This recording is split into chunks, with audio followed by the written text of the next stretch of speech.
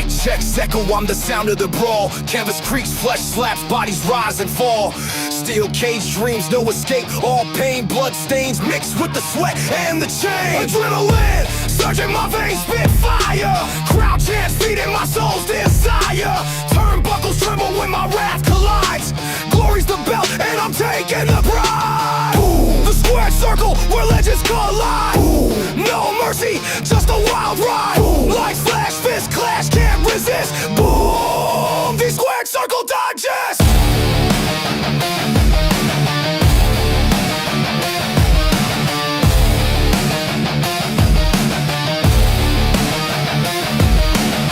Pyros ignite, shadows dance in the glow. Ringside roar, it's a gladiator show. Chokeholds tighter than the grip of the night. Climbing the ropes to new championship heights. The mental battlefield, no room for doubt. Every move calculated, every scream a shout. The bell tolls louder than a sinner's regret. This is the place where the bold never forget. The squared circle where legends collide. No mercy, just a wild ride. Lights flash, fist clash, can't resist. Boom! The squared circle digest. The squared circle where legends collide. No mercy, just a wild ride. Lights flash, fist clash, can't resist. Boom! The squared circle digest.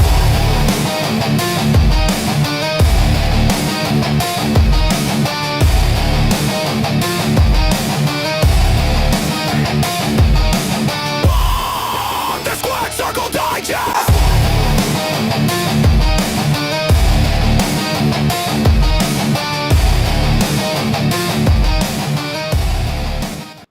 Oh, it is Saturday morning, bright and early, 11 a.m. I am Sean Stanley. That's the great Frankie Fresco, and we are the Squared Circle Digest, and we're here to talk some pro wrestling. Although Frankie Fresco will be in Miami Gardens, my stomping grounds, later on today, right? I forgot it was a 4 o'clock game, man, so I apologize, bro. Yeah, no. I was thinking it was a 7 o'clock game, and I'm like, yeah, 11?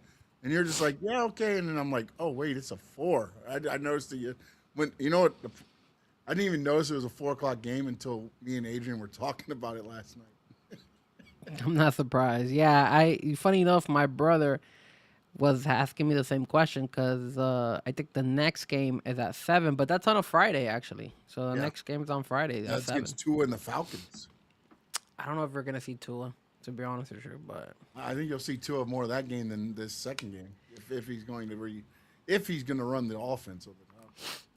maybe he decides to play. Maybe he decides to actually show up because what he's putting out there, I feel bad for them, man. Hey, shout out to Big O. I remember Big O said, I was watching a clip before and he was saying that the Atlanta Falcons were going to benefit from Tua. Well, I guess that kind of aged pretty bad right now. Not looking good so far.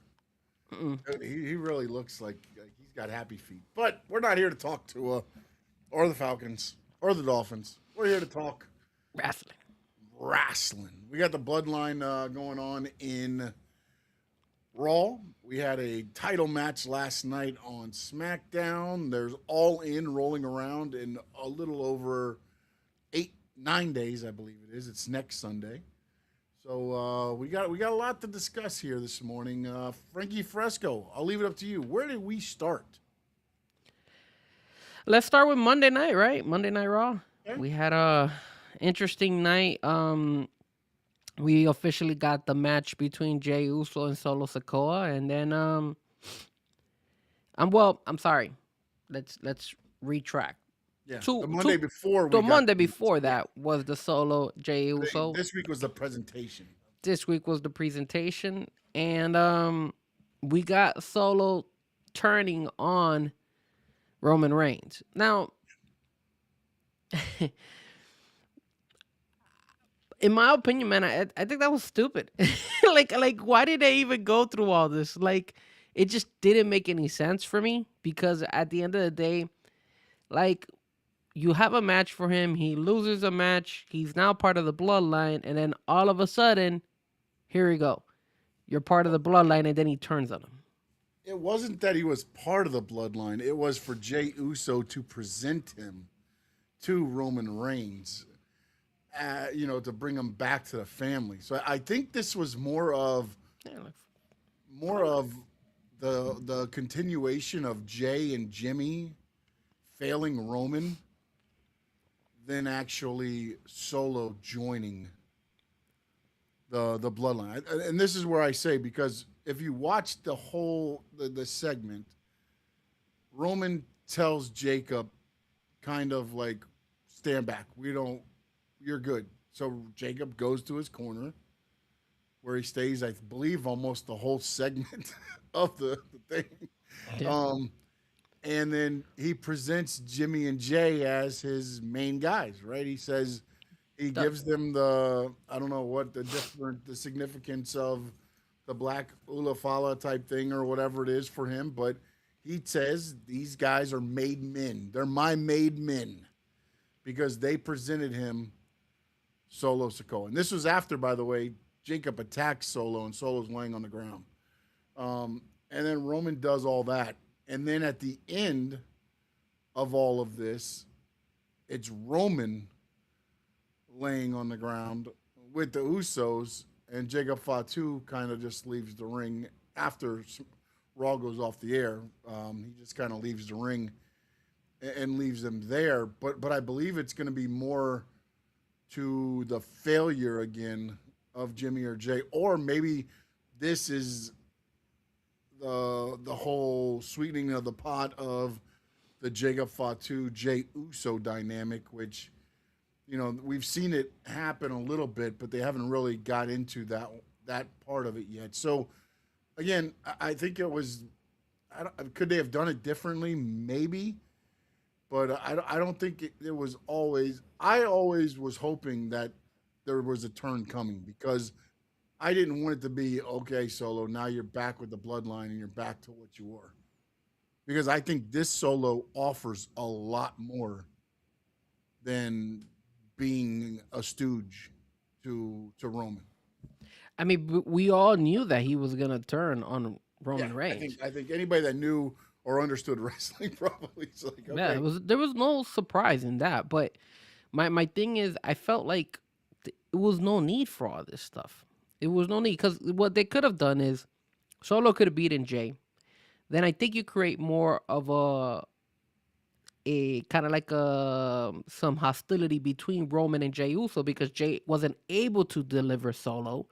And then Roman is like, okay, I'm gonna have to do the dirty work myself, or even send Jacob Fatu to go do the dirty work for himself.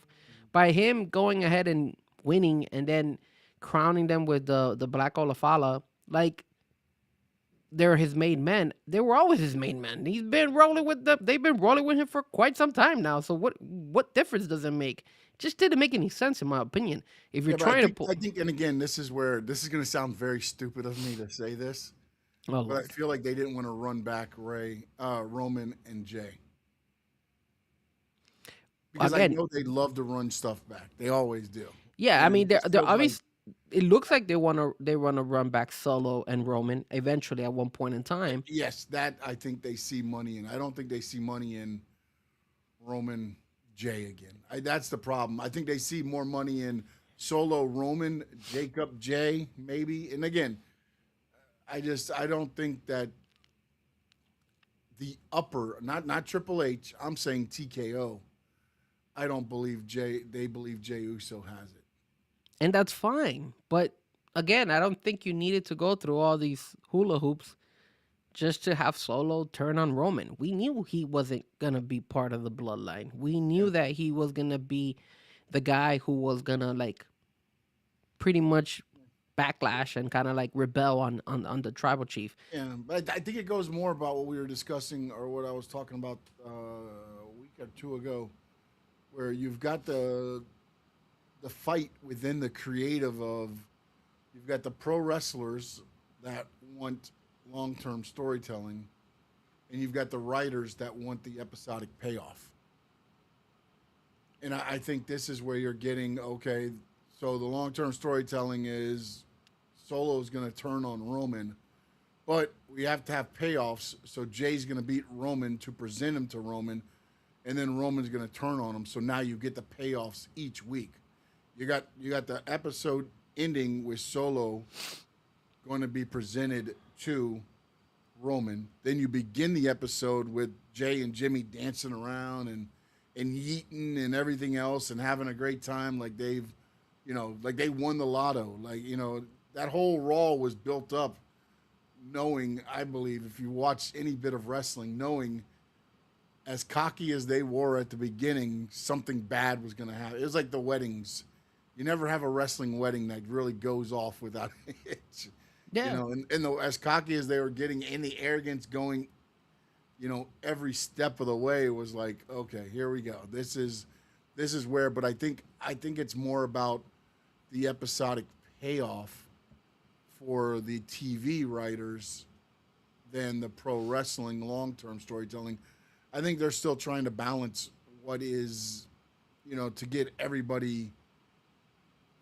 I won't say happy because everybody's not everybody's going to be happy, but to try to check the boxes, I guess, of each part instead of just it's all episodic payoffs or it's all long-term storytelling. I believe they're trying to check boxes, and this is what you're kind of getting where, like, again, as wrestling fans, the way we follow it, it's like, okay, you can kind of look at it and go. I think I'd have been more surprised if Solo didn't turn on him. I think they would have surprised me more than the route they went. That's what I wanted. I wanted him. Remember, I told you my idea that I wanted him to be more part of the group, but now be like not taking the group so serious. And it would still bring nostalgia. At the same time, it would also bring surprise because we don't know what we're going to get from Solo. And every week, people would tune in because you don't know what Solo's going to do next. Now you kind of feel, okay, he's teamed up with LA Knight. It's him and LA Knight kind of take on the tribal chief. Eventually, they're going to do something. Maybe they get their own group of people to help them back up. Maybe Royce Keys and some other guys to do Survivor Series. And then you have War Games and stuff like that. But just seems like WWE has a hard time kind of booking Roman Reigns against different opponents outside of CM Punk and Cody Rhodes and Seth Rollins. Once you get rid of those three guys out of the picture, they don't have a specific opponent that they feel strong enough that can. I don't think there's a story there. Make it there's a entertaining. story built with the bloodline with anybody they put just because of the bloodline part of it. But everybody else that you mentioned, there's history, there's stories there that you don't really have to write. And I think that's where they fall with Roman, is when they have to start kind of the storytelling part to get to the thing, and which is why I think they keep going back to the bloodline or LA Knight with the way LA Knight has affiliated with and without the bloodline. He kind of becomes a part of it. I honestly feel like the only other way they could honestly go if they wanted to bring Sami Zayn over to have a already written type of dynamic with Roman. I think there's more of a disconnect on what to do with Roman there. And I'm wondering too, Frankie, and again, I know we saw how Monday went, but what if all this was a ruse to get LA Knight to buy in even more on the Solo Sikoa thing, and Solo just becomes the wild card and actually costs LA Knight his shot? Because the way everything's going now, it looks like LA Knight's winning, right? Where they're gearing up to where Solo helps Solo helps LA Knight take down Roman. Is what it feels like they're trying to gear up to. I thought they were want the fans to think, anyways. I thought they were gearing up to have LA Knight get a beatdown and get more of a beatdown, and then Solo come and help him out and rescue him. That's what I thought. Okay. Oh, no. I mean, again, that's what I said. When with wrestling, I said you could put four of us in a room and we're going to see four different things. And so maybe that's the way they go. But I would not give up yet on the whole, because again, Solo could still be the craziness of himself and still be the wild card and turn on LA Knight. He could. But you know, there's or just no signs of him doing that no, right no, now. there's not. But maybe that's Especially how he hit the crap out of Roman Reigns and yeah. all the other But again, guys. maybe that's on part of this the storytelling of it all. I mean, if he was if he was just acting that way, eventually he could join the bloodline and be like, "Hey, look, I did all this just to help you, Roman." Like, I don't understand the story because Roman has beaten LA Knight plenty of thousand times. He doesn't need Solo or anybody to help him beat LA The thing I Knight. go back to is there was a point in long time ago, man. And again, this is where watching wrestling probably hurts me a lot. Um, I remember when it was Ric Flair teamed up with Sting, Okay. and they took on Arn Anderson and Brian Pillman, and there was a series of matches. I think they and in you know, and Flair kind of got Sting to buy in that okay, you're not going to turn on me, and then ultimately he turned on him. I mean, ultimately that's what the end thing, and they brought back the Horsemen, and I feel like it's kind of and they beat up Flair. They attacked Flair. They did everything as part of the lure to get Sting to buy in that Flair was not a member. You know what I'm saying? And I know Triple H is a big like you know Flair guy, and I'm wondering. And again, this is just you know me wondering if this is kind of that callback to that where Roman's gonna eat some punches and this and that, so that Solo, so that LA Knight buys in that Solo is really with him when in actuality he's not. But again, I mean, I think we need to out focus of more. that though, you could again. I don't think that they thought Solo was going to.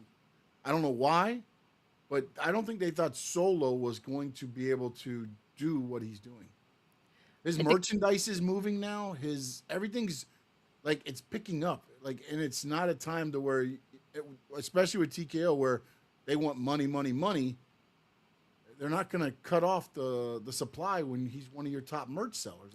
Is the other problem I'm having with the juggling act of yeah, I think maybe Solo was ultimately supposed the beginning of this it was okay, Solo joins the bloodline. Then they saw the this working with the crowd and the fans and merch, and now they're like, can we stall it? And I feel like these are the stalls. I think the biggest thing in this also that we need to focus on is on Jacob Fatu because obviously he didn't do anything. He didn't budge. He didn't do anything.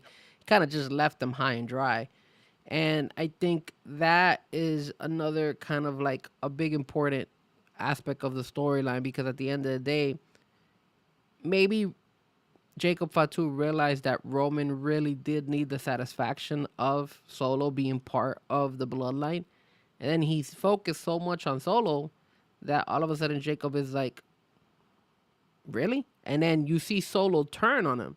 So it kind of gives him the idea of like, yo, if Solo could do it, why can I not do it? Because obviously I'm better, in my opinion, than Solo. So it's like I think there's more to it. I think we're Yeah, yeah. focusing on Solo, but I think Jacob not helping the bloodline to take down Solo also brings another storyline where we're like, okay, eventually you're gonna see Jacob Fatu do something. Either he's gonna turn on them as well, or he's gonna leave them, or something. It's gonna go to that extreme because at the end of the day, for him not to help Roman and Roman, is the big dog, and Roman's always asked for his help and stuff like that, and didn't do anything. I think Roman's gonna take it personal, and I think that's where Well, you're gonna see remember some. too, though, Roman called Jacob off and said, "We got this," and then he made them the made men, and he didn't do anything for Jacob. And you could see Jacob standing back there, his facial expressions. Again, I don't know whether they're supposed to be that way or not, but when he says Jay and Jimmy are the made men, he's kind of like surprised, Yeah, and then he stays there, and then he does the whole thing where he just kind of becomes the bouncer at the bar, where he just puts his hands together and just stays in the corner the whole time. The only time he stepped out of the corner was to go face to face with LA Knight to set up for Roman to miss the Superman into the what is it, the BFT or whatever it is. And then he got right back into the corner. Or no, he got face to face with LA Knight and then he went back into the corner.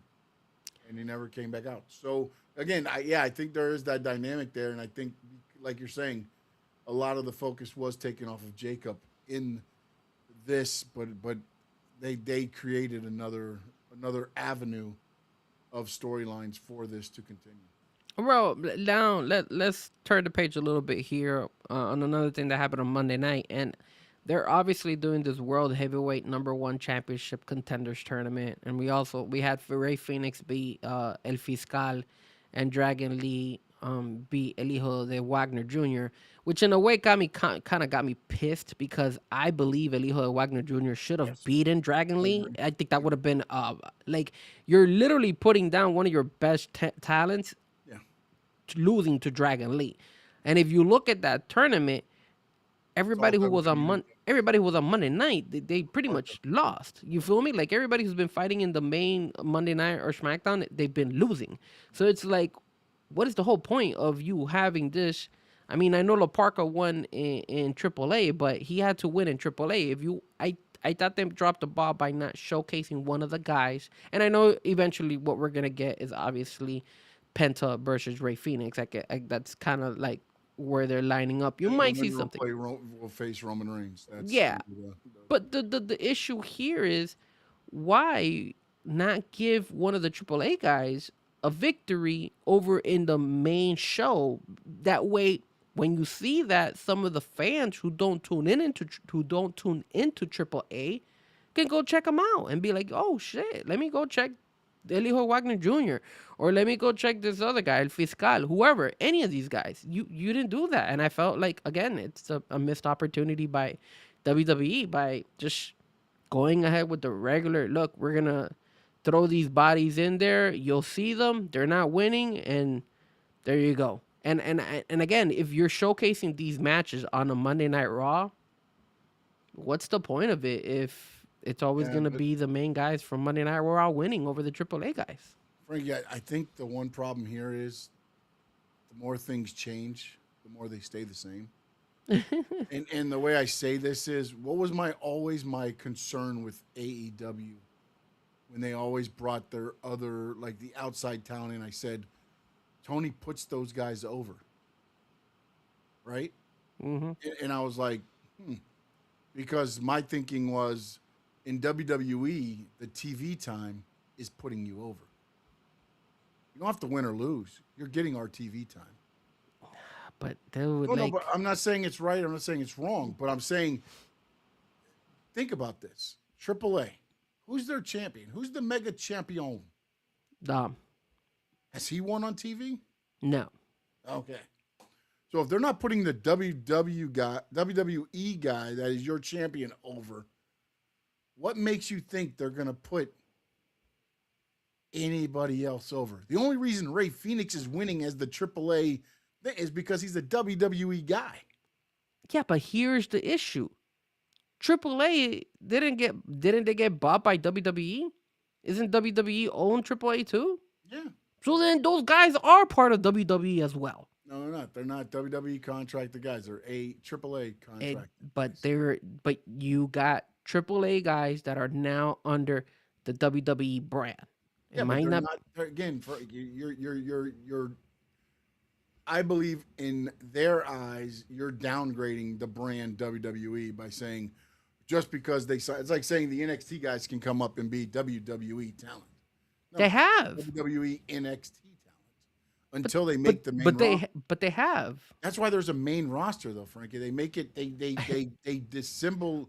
They differentiate. The Yes, brand but sometimes you have to let those and those other brands win. Sol Ruka beat Bailey. That helps Sol Ruka. Again, as I said, more things change, the more they stay the same. WWE will never let their brand lose, bro.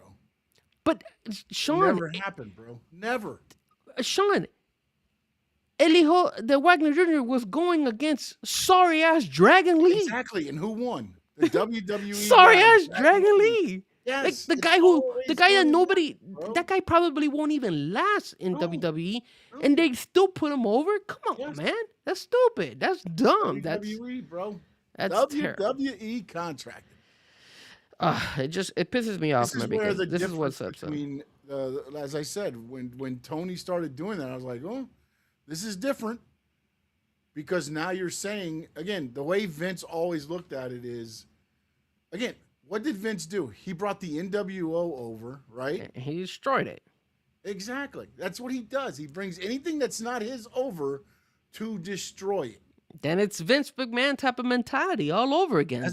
As things more things change, the more they stay the same. So bad. It's never going. WWE will never allow their talent to look anything other than superior to other talent, no matter who it is. And if that doesn't point that out, I don't know what does. All right, now we had obviously the Bloodline segment. We had the women's division segment with Liv Morgan, Stephanie Valkyrie, and of course Becky Lynch. We had the That's getting a little old too, by the way. we had the World Heavyweight Champion #1 contenders match. So we had 2 matches there. We had the singles match between Sol Ruka and Liva Valkyria, Javon versus JD McDonough.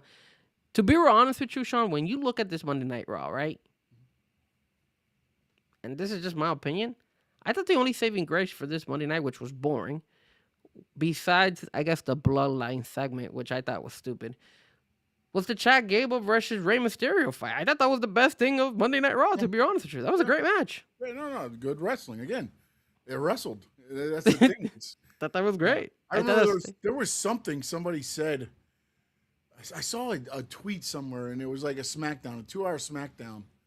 There were 3 matches one week, and everything else was just fodder and everything, just filler and things like that. And that's, again, if you're coming for the wrestling,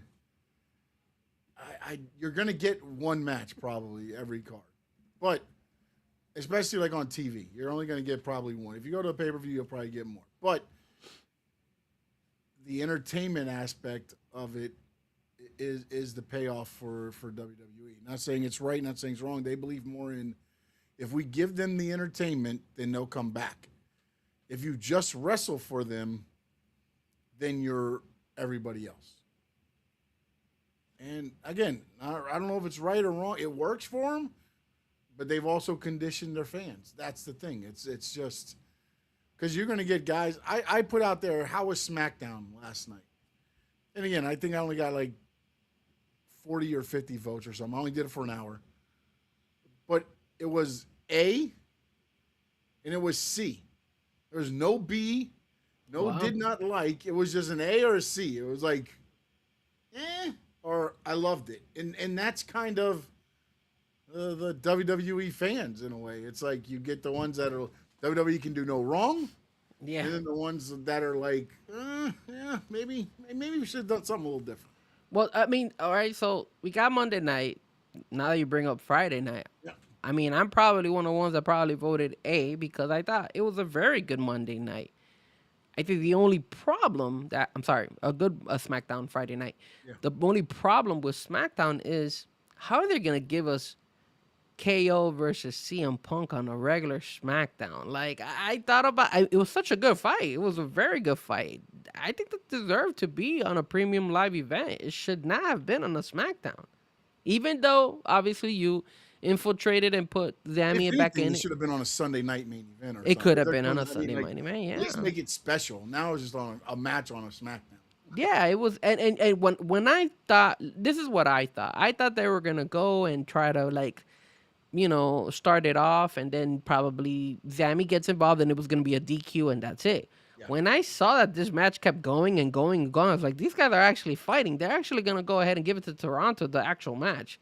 Which, in a way, I guess it was good for the fans that were at the actual SmackDown. But when you look at it on TV, you're like, man, this match deserved to be on a premium live event, or at least on a Saturday night. And it was. I was surprised. I thought CM Punk and KO had very good chemistry. And again, you bring in Zammy, which is the wild card, right? I guess he's the one who's like rebellious against everybody, so we don't know what we're gonna get with Zammy. Obviously, he was talking crap about Randy, then Randy showed up, then he got involved. Now he betrayed KO because he wanted Kevin Owens to hit CM Punk with the belt. So I mean, I like the way that they're putting Zammy everywhere because I feel like they get a reaction from him. People do like him. I mean, he still has those segments in the back with Johnny Gargano laying down and stuff. So They feel that he sells, like he's really good at selling. The only problem is I don't see any of these guys. I don't see Kevin Owens. I don't see Sammy or any of these guys take the belt from CM Punk. Like, I think No, they're no, just that's the problem feeders. I've always had with this. It's almost like, okay, they're just strengthening CM Punk using KO and Sammy until they put the belt back on. That's It sucks. that's the way I feel on SmackDown, man. And now that I think about it too, is and we talked about it off the air, not on air, but I believe the whole. Oh man, I'm going to call her Mariah May. I can't think of her damn name on the damn. Oh, Blake Monroe. Hmm. I think they cut that match because they wanted to give them time. Once they cut that match, I believe that made secure that that Triple H, the CM Punk, Kevin Owens match was a legit match because, again, I believe SmackDown now is only 2 hours, or is it back to 3 hours? No, it's two. So where do they go with CM Punk now? Because obviously Kevin Owens lost and Sammy got involved. So I'm assuming But now you unless they could make it a still do 3-way. You could, I was gonna say you could do the 3-way thing, or you could do KO Sammy for a little bit, winner versus CM Punk. CM Punk gets involved. Like there's a ways. I think this ends up being a triple threat at some point. Just to I think they stretch it out a little bit though to give some time. And but yeah, I mean, I don't see where else CM Punk goes unless somebody returns Drew, somebody that we don't expect. But I don't think it's anybody that's currently on there because you got Randy and Cody still going at it, which they're giving us that on Sunday night, I believe. So it's odd on the way they're setting up some of these matches. You said CM Punk and Kevin Owens, legit match on SmackDown. You're gonna supposedly now you're gonna get I don't know if it's a payoff or if it's gonna escalate the feud more between Randy and Cody on Sunday night's main event. So I mean, I guess they're trying to show you that hey, tune in because you never know Well, the what's only gonna thing happen. And I always remember the house shows. Vince McMahon, what he started doing was flipping the Intercontinental title at house shows because title changes and the tag team titles. He would flip them at house shows because then people would start going because you didn't know if title changes would happen or not. And that was one of the things that they started doing. But one thing I did like about Friday was Randy and Cody were going at it, obviously at the beginning of the segment. And then Cody Rhodes stole the little term or the little saying that Paul Heyman does. And when he said that, I'm going to be real honest with you. I think Cody should team up with Paul Heyman. Give it us only something makes different. it only makes sense. And think about this. Who uttered those words and went on to like just blow up?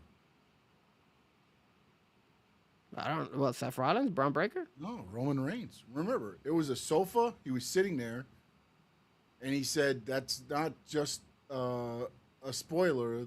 Or what did he say? That's not just a prediction. That's a spoiler. Yeah. And then they pan over, and it was Paul Heyman sitting beside him, and that started the whole tribal Oh chief thing. yeah, sure, yeah. So again, now he says this, and now I do wonder, because again, right now, Paul's in a little bit of a influx. I mean, he's doing the whole Oba Braun shaking hands, kissing baby things right now. But other than that, I mean, that would be another one of those things, and it makes sense because there's tie in there between Cody's dad Dusty and Paul, and there's stuff there, just like there was stuff there for Roman with the Samoans and Paul Heyman and all that. There's things there to link them ultimately and bring them together and make it tight, not just by trying to force something. You know what I'm saying? So I think that would be a great step to me. Yeah, I mean, I think at the end of the day, I thought they did a really good job with the CM Punk Kevin Owens match. I thought that was really good. They at least Kevin Owens didn't lose cleanly, right? Yeah. Sammy got involved. You had the whole Randy Orton and Cody Rhodes, and you had the whole situation with him saying those words. So it starts to bring in questions about possibly Cody and Paul Heyman. And by the way, Here's it may never happen, but again, you drop the eggs, and now you're always looking for it. Now, here's the issue, and you mentioned it a little bit earlier, was the fact that we were excited to see Blake Monroe show up, right? And what the hell was that? Like that was like, I feel like WWE has botched the last couple of people they've brought up. Like I think they did a horrendous job with Blake Monroe last night. I think they did a really bad job with this guy, the one that just came from AEW. Oh, I'm having a brain fart. The tall guy. Oh man, Oh, big cast. Big Cass, and then the Baron Corbin one, which was okay, I guess. But again, it was just she didn't fight. I mean, we didn't even get to see her intro. Nothing. She just went in the back and she came from behind it, and it sucks for Julia, bro. Like this girl can't catch a break. Like literally, you put her down and she's already not a fan favorite because they haven't been able to use her correctly. And now all of a sudden, she gets beaten down. She can't even make it to the ring. That's how much you feel about Julia, that she can't even make it to the ring. I Like think you're getting her to rock bottom so you can build her back up. So. I think you're getting rock bottom to get rid of her. No. I did that's supposed to eventually. Didn't you say they trademark her name too? Like I think that's You what. said that to me, but they've had it trademarked since they brought her up to the main roster. They just redid it to extend it. So, you know, I mean, she did. It started in 2024. If anybody would have done, whoever did the thing, it's not like they just did it. It's been trademarked since 2024. Well, I mean, now, what happened? Where do they go with Blake Monroe? Like, Well, apparently she said she's not going to wrestle until she gets to wrestle Chelsea Green. so I guess she's gonna If be out you for about a want her month. to wrestle, she needs to be on the big screen against the champion. Is what she said. That's what you get from Blake Monroe. Yeah, but how are you gonna claim this stuff if you haven't even had a match She's on Blake Monroe, SmackDown? man. It She's just doesn't Blake make any Monroe. logical sense. Like that was one of the things that I was like, man, what the hell they doing with this? It just made no sense. It looks like they're all over the place, and I feel like they haven't been able to bring Blake Monroe. Like I mean, they gave Well, us I think the snippets every Chelsea time, Green but injury hurt her. I think that's hurt her a little bit. I think what's supposed to happen is she was probably supposed to attack Julia. Chelsea Green makes the save like she's been doing for Tiffany, and then you get the match. I believe. I know. Like I believe. Look, and in this way, at least Julia didn't get pinned again. I mean, technically, she didn't lose. she didn't even make it to the ring, Sean. Hey, she got attacked from behind. That happens. That happens. That's even She didn't worse. get pinned. She didn't get pinned this time by so. Sean, what is worse, getting pinned or not even making it to the ring? It depends. And then so you get that foolishness. I don't know where they're going with that, nor do I hope they could fix it because it's just annoying as hell. We also had the explain to me why do they keep bringing Little Yachty? Like for me, he is past WWE. Like he doesn't need to be there anymore. Yeah, but they now he's keep part of the angle because now he's got the last 5 minutes with Corbin, so Trick can get a title shot, right? So I don't know, man. I don't know. I know he is very invested. He's always at the Performance Center. He's always, not always, but he's there a lot of the time doing his stuff, putting in his work. So, yeah, I'm not sure how much longer. And again, I think him and Trick are really tight outside of, so it kind of just works. well, keep it outside. But I do wonder, like if he goes 5 minutes with Baron Corbin, right? Trick Williams gets a title shot. Now, again, not saying it's a great idea, but wouldn't it be something if Little Yachty turned on Trick when Trick got his rematch?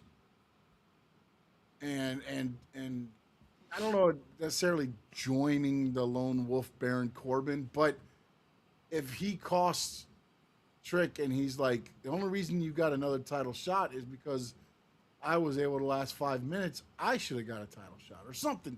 You know, again, not great stuff, but at least it brings something in for. I mean, because honestly, I thought he should have been written off with the Sami Zayn stuff. That should have been it. But if you're going to keep him around, then I mean, it's got to at some point there's got to be a payoff of him costing Trick.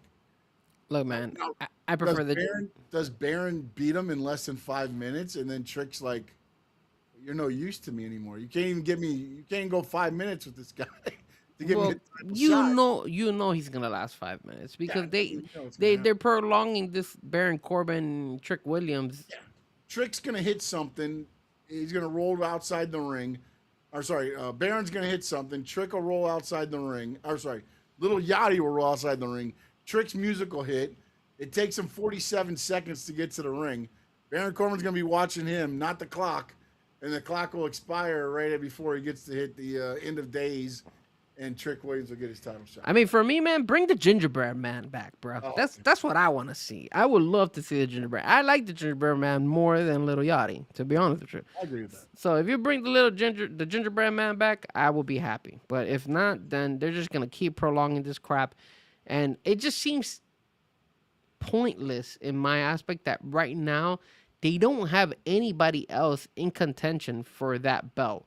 They're really sticking with Dude, this. you just don't use them. There's Yes. guys there though. It's like what you said when you went down the AEW roster. You're like, where are these people? That's Okay, what well, you're doing with this- SmackDown. It's like, why are we not using this guy? Why isn't this guy involved? Why couldn't this guy be involved? There's guys they can do. They're just stuck on this whole Little Yachty Trick Williams thing. All right, well, this is the reason why I mentioned that because there's news going on that there's a couple people's contracts that are running out for WWE.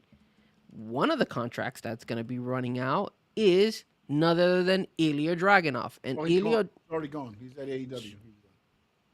Ilya Dragunov is already in AEW? He will be, yeah. Yeah, he's already said he's not going. He's not going back to WWE. They tried. No, to I roll- understand that, but isn't his contract still pending? Like I thought his contract they were letting his contract right into the Oh end. no, until, they're gonna let it expire, but he's not. Yeah. he's out of talks with them. It just now it's no, just I know that. the contract will expire. Yeah. I So get it's it, I get no- it, but he's one of them that they're letting out because remember we just went ahead. Try to lowball him because they're not using him on TV. So Exactly. So here, that's my issue. Like you're gonna go ahead and you're missing out on bringing somebody other than Trick Williams or Carmelo Hayes to challenge Baron Corbin, and then all of a sudden now you got yourself guys that are their contracts are expiring and you're letting them go, like an Ilya Dragunov who technically deserved to kind of stay there because he was very talented. He was very, very good at NXT. You have people like Rusev. That's another person. His contract is up on April of 2027. So he only has that. Bailey's contract supposedly ends sometime at the end of this year as well, right? So you have a lot of these people whose contracts are coming up. I have a list here of who right now is their contract. And one of the guys, Rusev is up on April 2027. Chad Gable is up on June 2027. Brie Bella is in 2028 with Nikki Bella 2028. Seth Rollins is up on 2028. Dom Mysterio late 2028. So you got a couple. R-Truth is in 2029 with a 3-year option. Liv Morgan is 29. So you got a couple people right now that are still, kind of out there that they don't, it's not gonna. Their contracts is not gonna go up. The only guys that are noticeable, obviously, and the gals is obviously Rusev, Bailey, and Chad Gable. And of course, Ilya Dragunov, who already left. So my question to you is the state of mind when it comes to WWE. Where are they going with this? What's going to happen? Are we going to see a lot more of these guys just walk out and let them go? Because it looks like, I don't know if you saw this. I tuned into a podcast where they had, what was his name? Santos Escobar. And I don't know if you saw the podcast, but Santos Escobar in the podcast, in their interview, confessed that he was ready to go. He was ready to leave WWE. And then WWE came back for him. And particularly, it was Khan. Khan, right? It was Khan? Yeah, it was Khan. Nick Khan. Nick Khan, who came and gave him all these flowers saying, hey, don't leave. We're going to improve your character. I'm sorry that we treated the character like this. He didn't even apologize to him personally. He was apologizing on the way they treated the character. And then all of a sudden, nothing happened. It was over. The guy from one day to the other, he's gone. and it affected him and it hurt his career. So what are we gonna get with all these guys? Are we gonna see these guys just walk out and leave? Because look, they did that to Santos Escobar. Now they did this to Ilya Dragunov, and these guys gave in a lot of time to WWE. For Yeah, them but you to have to do that, remember now, it's messed it's up. not WWE. This isn't the old WWE. I mean, again, it was bad before with Vince the way he did contracts and stuff like that. But now it's even worse because TKO is a Heartless? corporation. It's they don't care about but the only thing they care about is the bottom line. And the problem too in wrestling is you can control by keeping those you off TV, you can control and be like, well, you're not really doing anything for us. Well, it's because you don't have anything for us. Well, that's because it's a he said she said type thing. Like, well, if you made us notice you, we'd put you on TV. You haven't done that.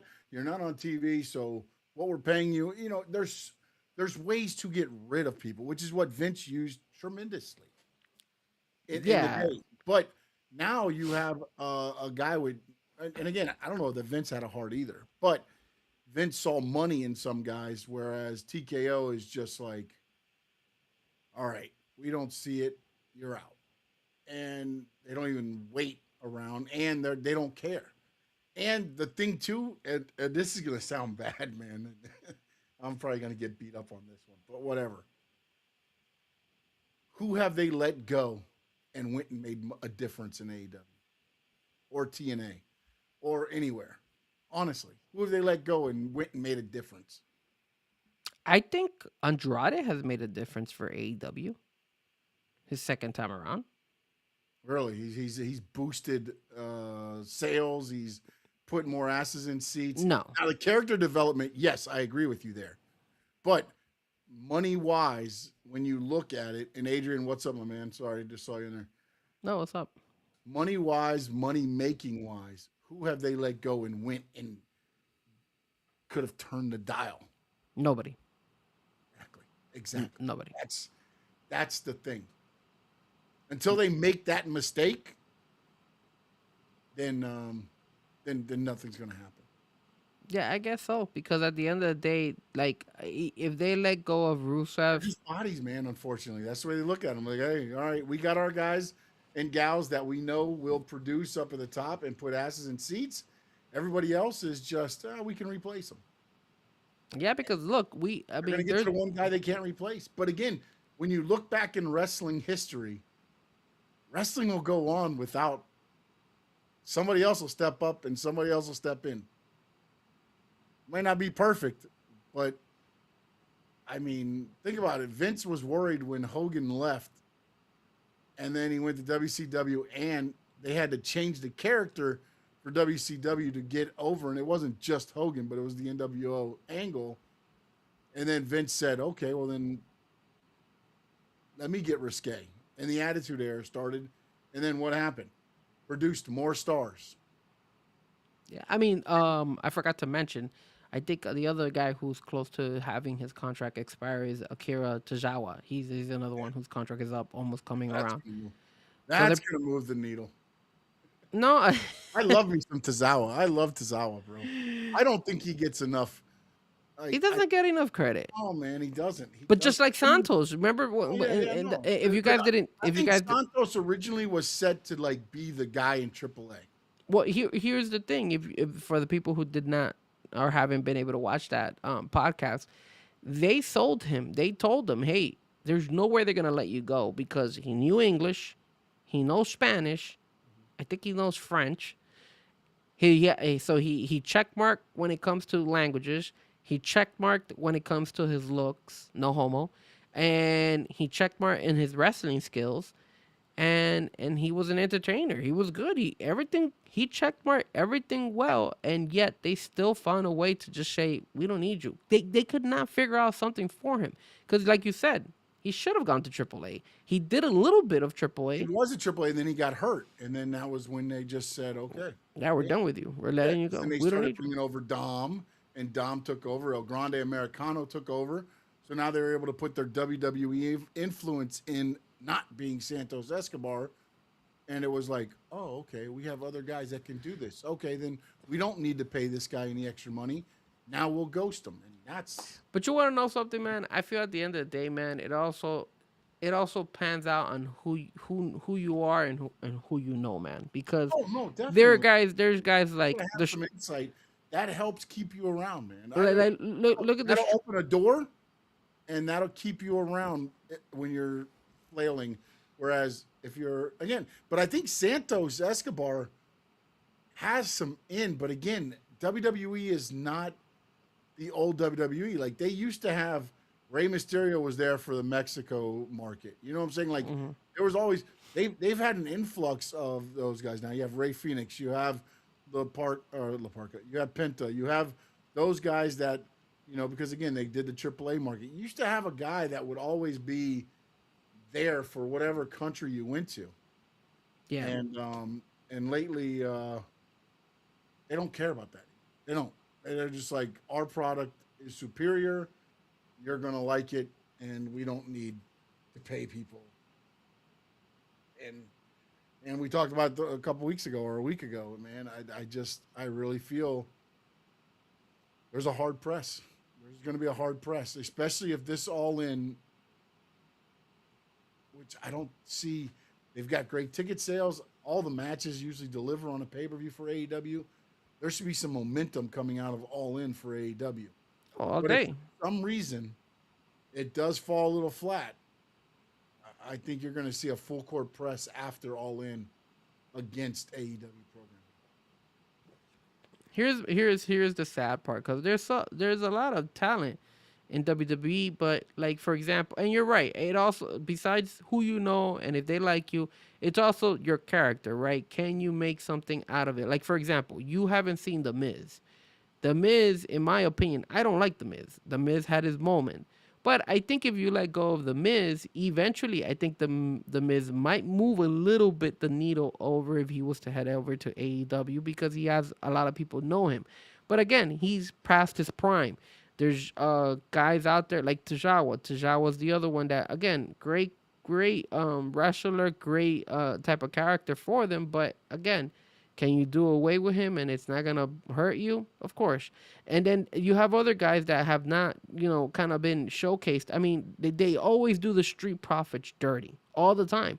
But I think the reason they don't let go of the Street Profits is because one of them is married to Bianca Belair, and that's a superstar on their eyes. So they're like, yo, we gotta take care. You saw what happened and this wasn't even in WWE. What happened in AEW when the Beast Mortals broke up with Mercedes Moné? Where has the Beast Mortals been? Nowhere near what he was being shown on Dynamite. So it's just disappointing that there's all these politics, and you have these guys available, because you're seeing, dude, they put the AAA guys over on SmackDown instead of using some of the guys that they normally could have easily used in their brand.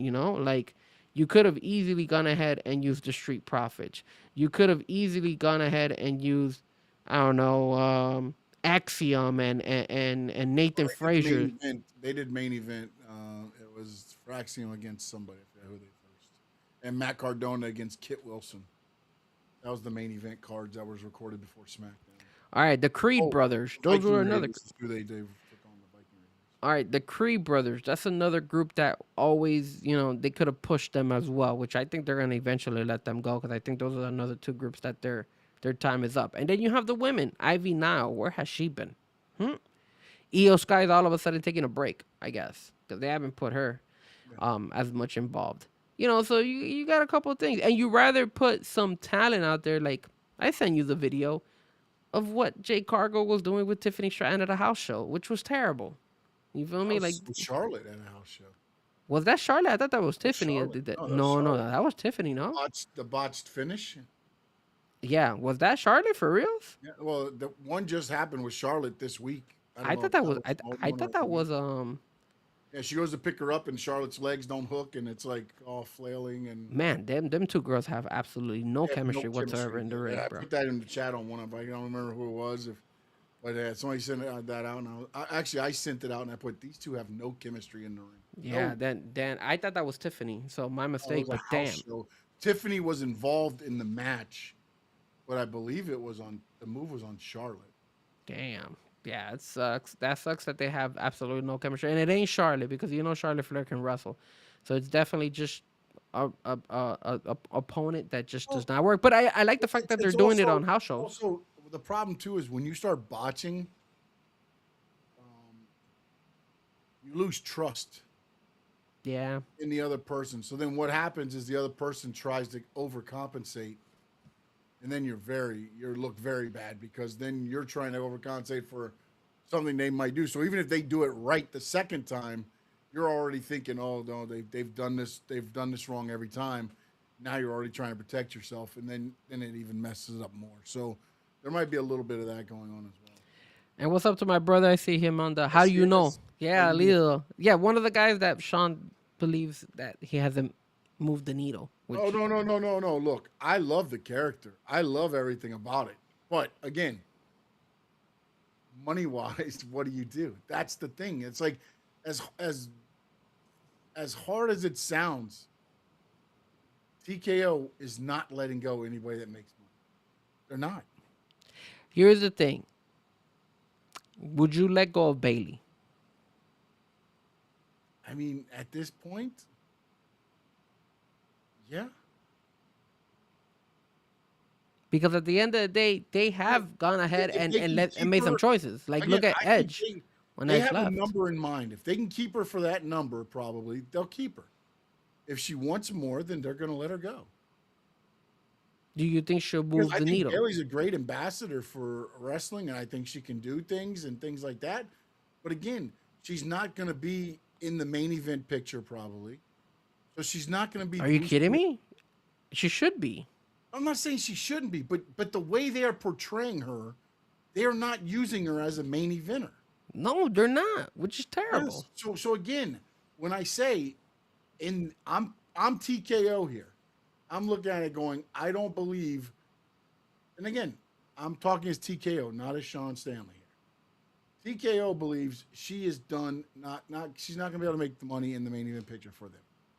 She can bolster people up. She can do things like that. So she has a certain price that I believe they will pay her.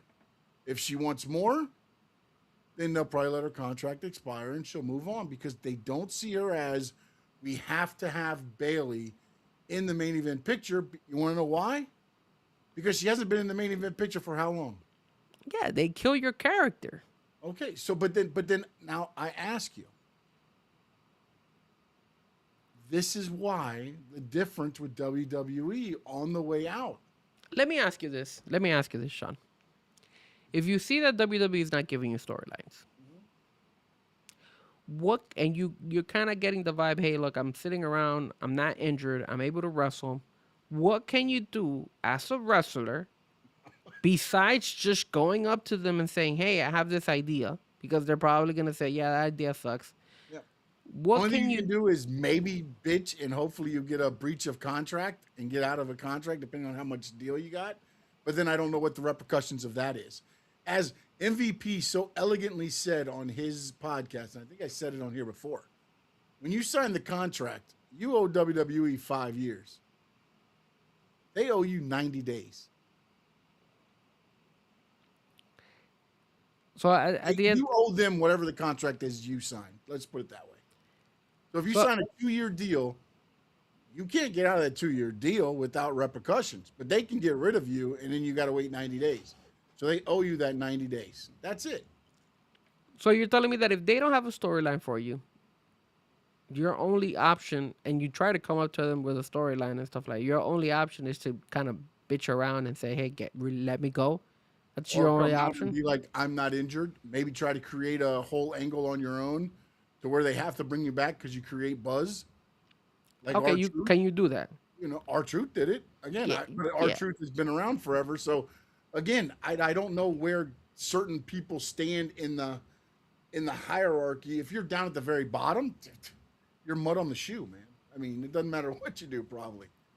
If you're Cody, you could probably just whisper something and people will jump. If you're, let's see, Otis and Tozawa, you're probably not going to be able to create much.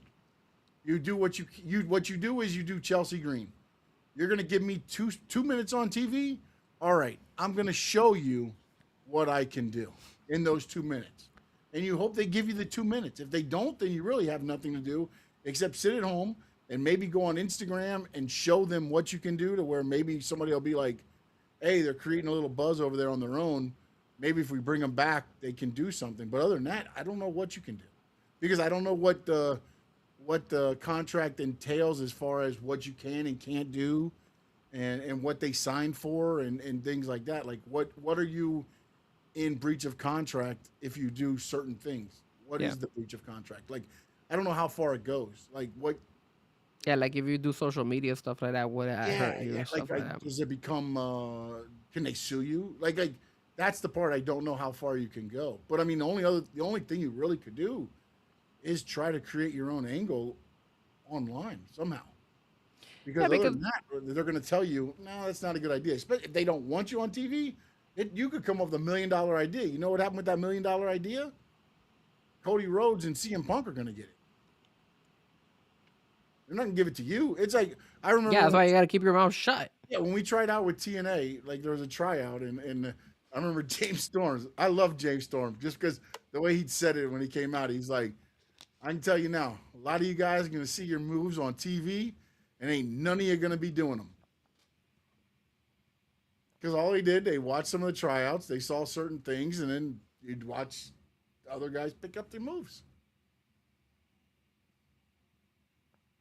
Shady, man. Shady, it's just, again, you may have a guy that has great athleticism or something, and you're like, oh, I could do that.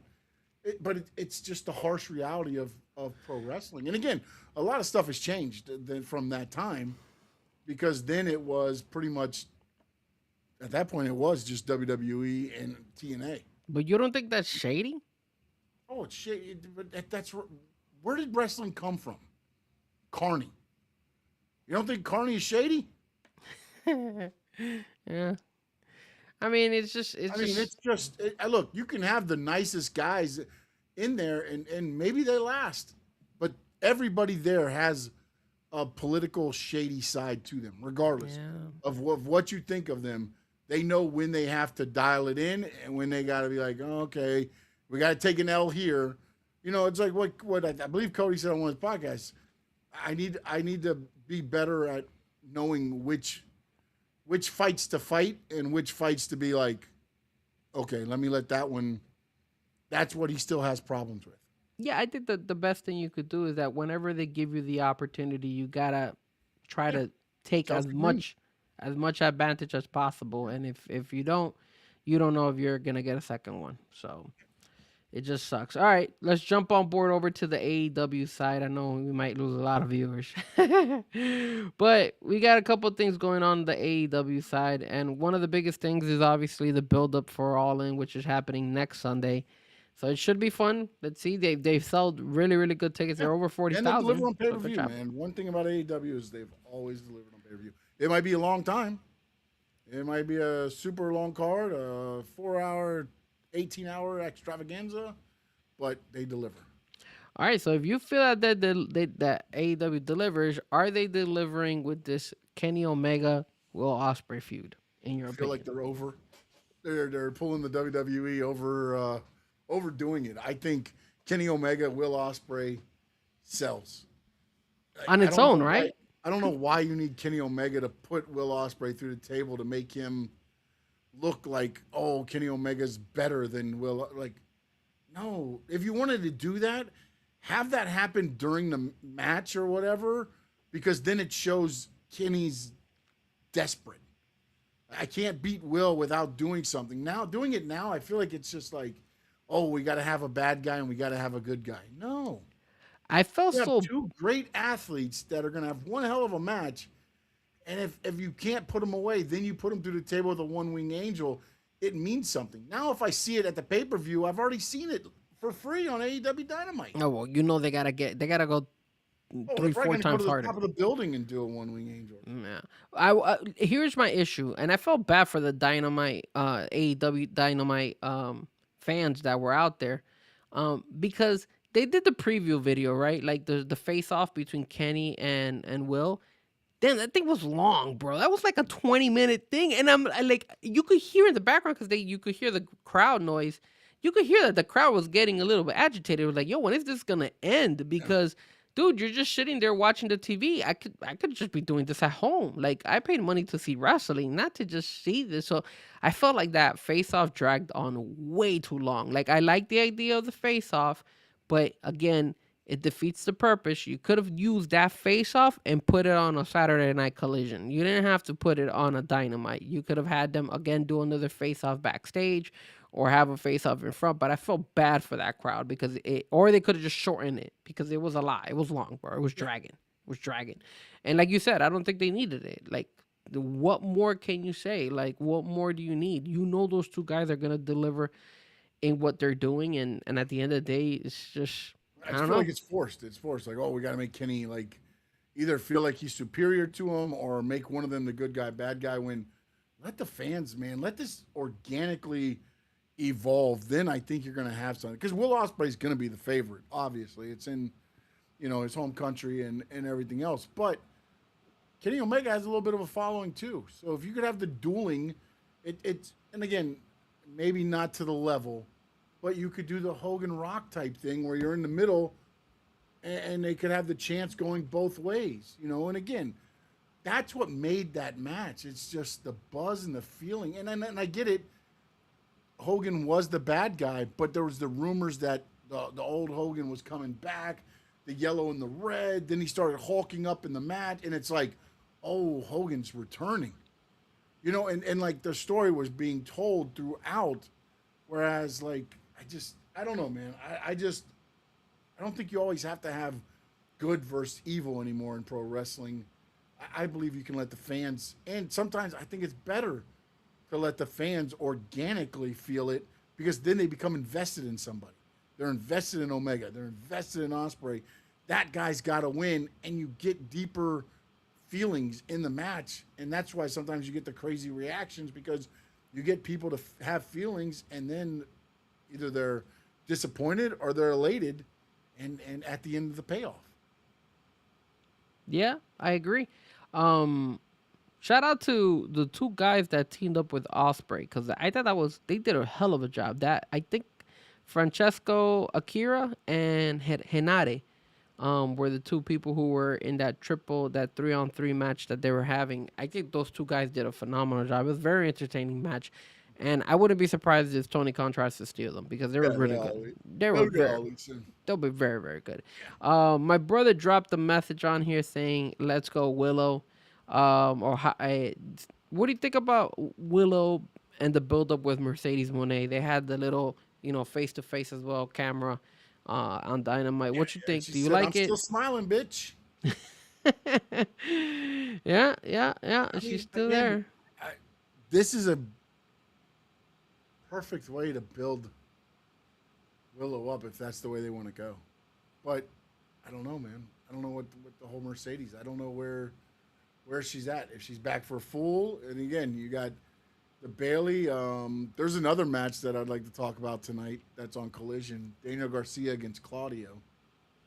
Okay. I think that's Collision or Dynamite. I feel like the Death Riders are becoming a thing of the past, and especially with the thought of Sheamus coming October 1st. If you start having Claudio kind of get distanced or slowly build it up to an October, Sheamus returns and teams with Claudio because I believe Claudio was one of the big supporters to bring Sheamus in, and they could put them together as a team. I think you're going to start seeing some things, but the way I was going with that with the Mercedes part is,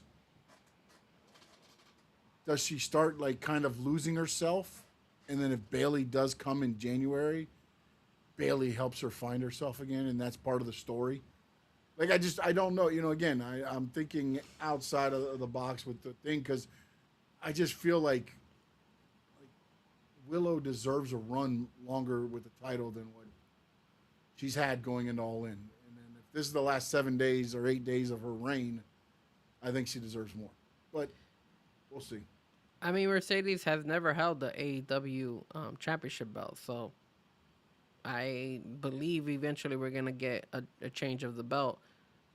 I'm not disappointed if they eventually give it to Mercedes Moné instead I'm of not disappointed, Willow. but I feel like she deserves Willow deserves a run, an authentic run, beating people, not just holding the title to hand it over to. Well, kind of like what Tekla did, right? Tekla had a nice little run for her Yeah, in the meantime. But overall, man, I mean, look, you mentioned that Sheamus might come around. You also kind of got like a maybe a sneak peek, maybe kind of like a spoiler from Swerve saying that anybody could go after the trios champion. So maybe he dropping a nugget, letting us know that we're gonna get the New Day joining forces with him on at the All In, since they added the trios belt a match on the line. So we might get Swerve and New Day against Hangman and Brodito. Is that how you call them? Brodito? yeah, Brodito, Yeah. Brody King, and Yeah. Bandito. So that should be interesting. And then the other thing that we also had on AEW Dynamite was the Darby Allin getting attacked. What you thought about that, man? They taking a page from our boy Dan Housing with the sparks flaming up and hurting Darby Allin. What you think about Well, that actually, one? that was a Jeff Hardy thing. I don't know if you ever saw that entrance. remember Did you that. see that entrance when Matt Hardy turned on Jeff Hardy? Jeff Hardy came out to do his dance, and he was on the stage doing it, and the pyro went off right in front of him. And then he's just like, and Yeah, then he fell down. kinda and they recollect it a brought little water bit. out to him, and I they kind had of a big, I gotta watch it again. yeah, they had a big pyro explosion. And it ended up being, they thought it was an issue, but then they ended up Matt being the guy that turned on him and all that. So, I mean, yeah, I guess you got to do something with Darby right now. I don't know what else you can do. I mean, they just try to do something any time to damage him, I guess. Now he's getting blown up, and he went through glass. I don't know. I don't know. I mean, he was rushing the ambulance and everything. Yeah, yeah. I don't know. So I don't know what to tell you. It seemed like they're trying to go somewhere with Darby and Kevin Knight, right? And this is, I mean, they're building it up, right? Because these two are fighting at the AEW card. Yeah. They're going for the Falls Count Anywhere match. So Yeah, I guess but again, it's one of those things to where, like now, okay, so to bolster this match, you blew him up basically with the fire, right? I mean, like, Nakamura so can- what's he gonna do? What is he gonna come out with the flamethrower again, or like he did with Jack Perry? And somebody's gonna get on fire? like, I don't. It's like I don't know. Gotta go above and beyond. How Well, far remember- are we gonna go with this stuff? They have to go hard, bro. You know that. Yeah, it's just. We have to go extreme. This is It is very. It's one of those things to where, like, again, I think Kevin Knight, Darby Allin, in a falls count anywhere where you can use weapons, it falls into Darby's hands more than if you keep it in the ring. It's in Kevin's, wheelhouse. Outside the ring, all the craziness, it's Darby's. I think that part of the match sells itself, and then you let them go out there and just, go. But now, what, a week and a half before, you're blowing them up in pyro, and now like what's the payback now? Yep.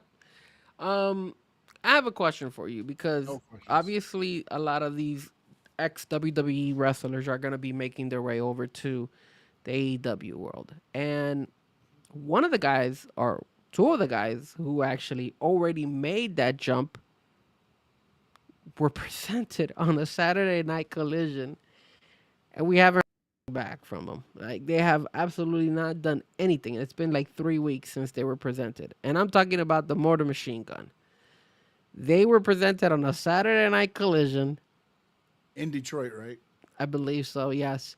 And they haven't done anything. It's been 3 weeks now. They're not injured. Nothing's wrong with them. Sean, number one, why would Tony Khan get those guys if he's not even going to use them? At least he used Ciampa left and right at the very beginning, and he's done the same with some of the other guys, like the Hurt Business when they first come in. Why do that to the Motor Machine Gun? And why would the Motor Machine Gun just go ahead and accept this? Is I it mean, just maybe to collect the paycheck?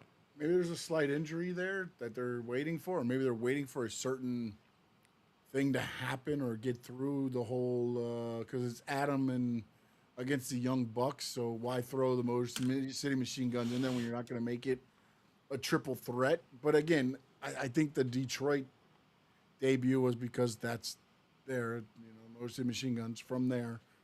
But And you do it on a Saturday night yeah, when well, nobody's watching. that was when you were in Detroit. So I mean, that wasn't a recorded one, was it, or was it recorded? I don't remember. I They, don't they know. do every other week. I think they do a live collision. So if it was live, I understand it. If it was recorded, that makes no sense. But I mean, other than you wanted the little cheap pop of them in Being their in their hometown, hometown, yeah. and then that's it, and then you wait till after. I mean, I understand waiting because you're not going to make this triple threat at all in. So it's the Bucks, and the Bucks probably win the titles from Copeland and Cage, and then the Motor City Machine Guns are the first opponents for the Young Bucks. Or maybe you have the Edge and well Adam and Christian win it, because remember Adam came out and Copeland said that he was gonna finish his career in AEW. Yeah, So yeah, but I think you've got the nostalgia run already from Edge and Christian, or Adam and Christian. I don't think they need the titles anymore. You put them on the Young Bucks, and you can start the division, fresh from All In going, and then Adam and Christian can still stay a team when they want to, but then go their separate ways as well, and kind of in the career the way they want it. I think this is settled the appetite of Adam and Christian. I think they're gonna keep them. I think they're gonna keep the belts on them just the same way Darby Allin and Sting had the belts, and then eventually what they'll do is something Yeah, similar. but see, I think that's where I hope Tony learned from his mistake. Kudos, great job. I understand, but Darby could have ate a pin somewhere there, and you could have got the titles off of them instead of Sting retires a champion, a tag team champion, not even a singles champion, and then you have to run another tournament, which AEW loves their tournaments. Yeah, I mean you Or the gotta, gauntlet, whatever it is. It's one of the two: Casino Gauntlet or a tournament. gotta go tournament route or the Casino Gauntlet. But look, I will say this: I personally enjoyed Sting retiring as a tag team champion, because at the end of the day, Sting deserved it. He deserved to retire as a champion. I don't care if it's a tag team champion, but he deserved it, man. I like that. You didn't like it, but I enjoyed it. I thought it was the right decision. Nobody cares if He Darby. didn't like it at the time. He had to be talked into it. He didn't want it. Oh, of course, nobody ever wants to retire like that. You feel me? Like nobody wants like when they went ahead and I don't know if you saw the Unreal, but when Cody and CM Punk approached John Cena and we're gonna do hand them the belts, kind of like what they did before with Hulk Hogan. I know, but that was a payback to what Cena and Batista did with Hogan. Correct, but he But didn't even Cena didn't Sting want was it old either. school in the fact that you go out paying it forward. Basically, you build somebody by going out. And, Correct. And that didn't happen the way he wanted it, but he did what he was asked to do, so that's what he did. I mean, again, I'm not faulting anybody. I'm just saying, it's one of those things, and Sting has done enough, and he deserves to go out. But if anything, I would have made Sting's last match a singles title. I would have gave him the TNT title. I would have gave him the heavyweight title.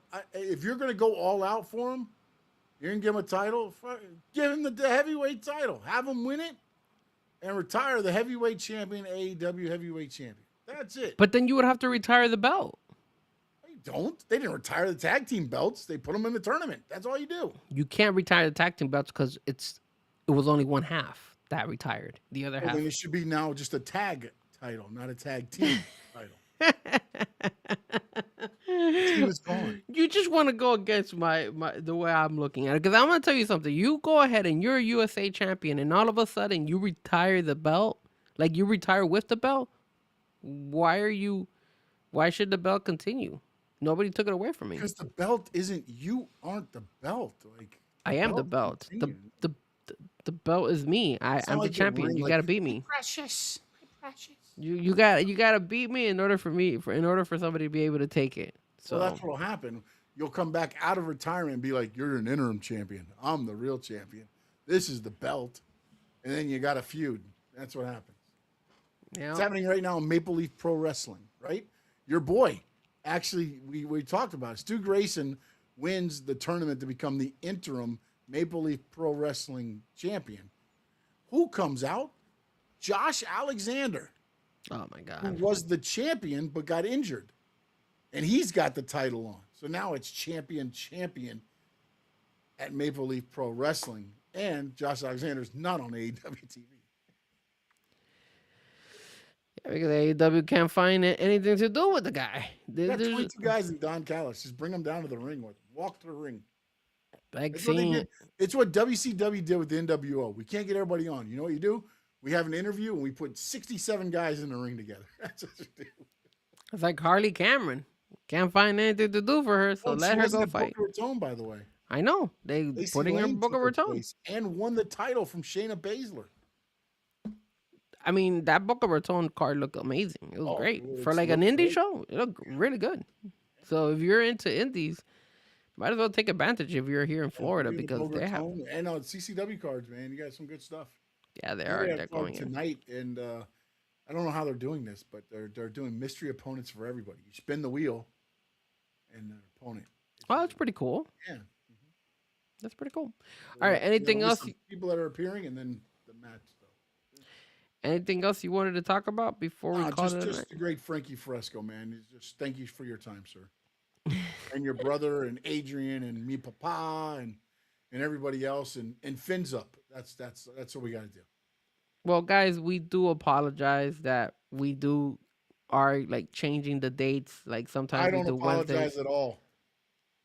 Of course you don't. But I just want to let you know that it's not my fault. It's the guy up here, up above. He's the one who's making us change it. So if you're not able to catch us live, if you're catching the replays, don't forget to hit the like. Don't forget to hit the subscribe. Don't forget to follow me at Fresco Music, at Frankie Fresco, the Frankie Fresco channel. Hold on. What? Oh, I know what you're doing. And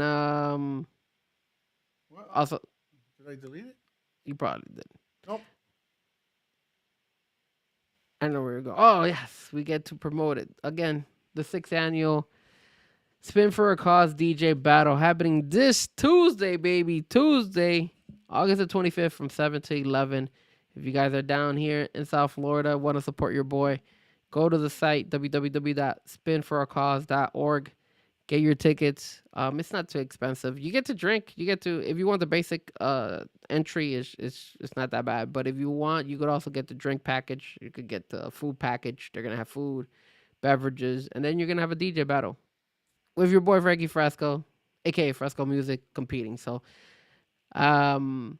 let's see how it goes, man. I mean, I don't know if you know, I probably have like all these bags underneath my eyes because I've been working on like stuff. So it's like I'm just trying to get more and more routines in. I think I've done a pretty good job, but I'm still working on it. So, guys, don't forget to come in, support. It's for a good cause, and this Tuesday, man, you'll see me out there, man. I'm praying to God that everything works out for me. I'm gonna be hustling, trying to show you my skills, and hopefully I could pull this off. So thank you, Sean, for giving me the opportunity to promote, obviously, the DJ battle coming up this Tuesday. Always, my man. Always. This is your platform as well, my man. This wouldn't be without you. So you can catch me at SS_Sports Talk. I'm at Stanley Media House everywhere else, and of course Stanley Media House Network on YouTube. Make sure if you're watching on that YouTube channel, jump over to the Frankie Fresco YouTube channel. Hit the subscribe. If you're watching on Frankie Fresco, jump over to Stanley Media House. Hit that subscribe and get set up for content and everything else. We appreciate all of you jumping in on a Saturday morning with us. And man, I gotta tell you, oh man, something just fell. I don't know what that was, and I don't want to check because Yeah, it sounded very loud. yeah. My Roman Reigns hit the ground. Tribal Chief is down. Tribal Chief is down. In the words of the great Frankie Fresco, I remembered today. How you know? And in the words of the great Gordon Soley, so long from the sun, shine, state. Welcome to Squared Circle Digest!